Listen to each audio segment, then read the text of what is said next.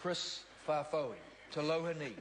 Taloha ni, Mr Speaker, and thank you very much for a call. And this is the third reading of the Taxation Budget Measures Bill. Mr Speaker, I don't think I can leave the comments from the Green List member, Kennedy Graham, go unchecked. Because this is a House of Representatives. It should be a place of robust debate. It should be a place with colour. And I think that the fact that I think we all just received a lecture from Mr Graham, someone who I have a lot of personal respect for, I think it may be just a little bit over the top. I think this place should be robust.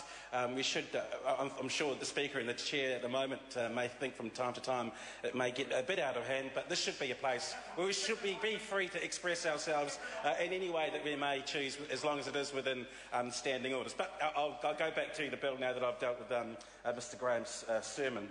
I think that this bill, Mr Speaker, is a sorry sign that the government lacks any real leadership in terms of an economic plan to make sure that we deal with some pretty serious issues that New Zealand faces. And instead of getting real leadership, I think, as Mr Winston Peters said yesterday, we've got reruns. We've got reruns of failed economic policies that aren't going to do anything to address some of the serious issues that New Zealand faces.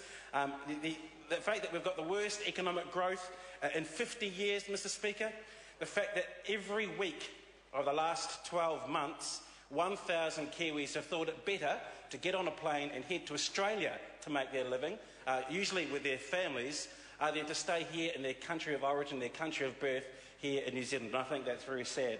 It's also very sad that there's no real leadership on the fact that unemployment has risen by 52% in the 4 years that this national government has been in power. So we've gone back to reruns of the last 20 years.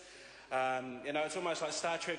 This government has gone where no government has gone before, and that is into the pay packets of our paper boys and our paper girls. It's very, very sad to see that we're passing legislation that targets those little critters who are out there, those bludgers who are delivering our papers and our pamphlets in our communities. And I just want to talk about one person, a couple of people who are doing this job. There's a person in my electorate, his name is Mark James, and his two young daughters go out every week and they deliver this paper here, the Pora News. And Mr James, a very good newspaper, from time to time, every fortnight, they run a very excellent comment from their local Member of Parliament.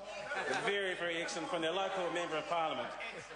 But Mr James wants to encourage his two young daughters to know the value of work, so they can earn some money, so they know the value of money. He's a very, very good parent. And he is such a good parent that in October last year, his worst nightmare came true, because the company that contracts his children to deliver these newspapers sent something that he did not want to deliver. And this was that. It was a National Party leaflet. But because he's a professional and he wants his kids to be professional, he said, come on kids, despite the fact that we don't want to deliver these, we're going to go out and do them. So they know a good work ethic, they're good professional young kids, but this government wants to penny pinch off them to the tune of $240 a year. How miserly can you get?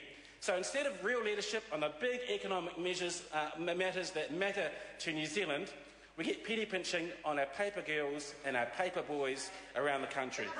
So, and we wanted real leadership, and people wanted to read the paper this morning, and not this paper, the Dominion Post or the New Zealand Herald or the Press or the ODT. They wanted to see real leadership, but what are we debating here? We're debating a bill that removes 3 tax credits: the income under $9,880 tax credit, the credit for housekeepers and childcare, the tax credit for the active income of children, and I've already mentioned that, but also the abolition of elections to leave herd valuation scheme, and Mr Cunliffe has already mentioned that in detail, so I won't go into it, but also it also abolishes the student loan repayment bonus scheme.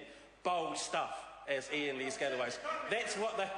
Where was that in this leaflet? Where was that in this leaflet was delivered by these young professionals in my electorate?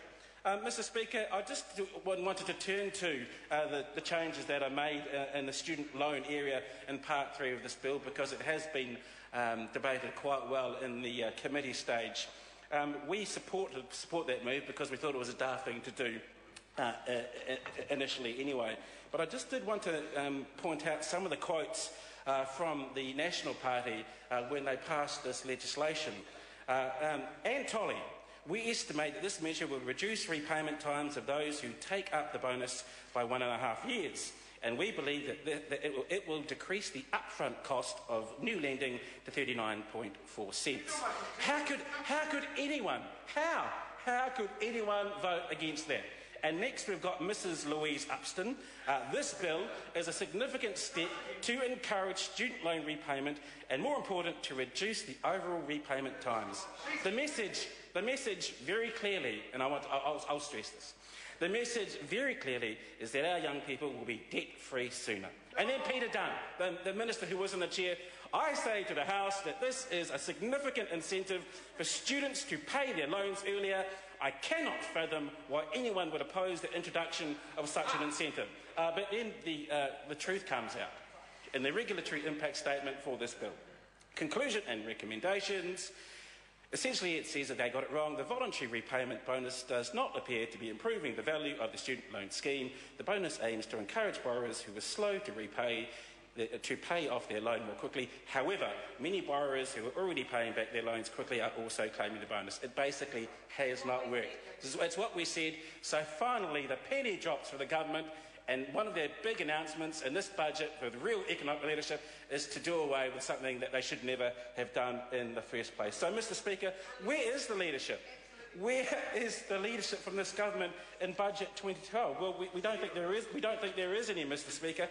We're asking serious questions of this government in the budget, but what we get is, penny pinching from our paper boys and paper girls. And then the next bill will also show how it's not just the young that they're targeting, it's also the old in our rest homes. It's also the old in our rest homes. And we look forward to debating that in the House, because that wasn't really highlighted in the budget speech. I don't think I trawled through with my highlighter, hoping to get it out and say, oh, well, there it is, they've been quite upfront about this. But no, not one mention in Billing's speech of changing the threshold for age for residential home care. Not one mention at all, Mr Speaker. So where's the leadership on growth? Where is the leadership on growth? None. Well, we commend the fact that the government has finally again recognised that research and development might be a good thing to do. But 4 years after you scrapped the R&D tax credits, just doesn't cut the mustard. 4 years too late. I'm sorry, the National Party. 4 years too late. That's another good point. As well as the student loan changes, which we agree with in this bill, the fact that this government is going to make it harder for low and middle income families to support their children who might be clever and want to do some postgraduate study. No, we won't do that, because after the 4th year, Mum and Dad, you're going to have to go back to Mum and Dad and say, Mum, Dad, I'm not getting the student allowance anymore. Can I go and steal some, can I grab some food from the fridge? Can I bum $20? Can I bum $20 so I can make sure that I can go and get to university tomorrow? Is that good enough? Is that going to encourage our students who want to better their lives by going into postgraduate study? I don't think so. So essentially, Mr Speaker, there's no leadership in this bill. There's no leadership at all. It's absolute tinkering. It's picking on our paper boys and paper girls. Where is the strategy for growth? Where is the plan to make sure we get people into jobs? It certainly isn't in this bill, and it certainly wasn't in this budget. I call the honourable member Maggie Barry.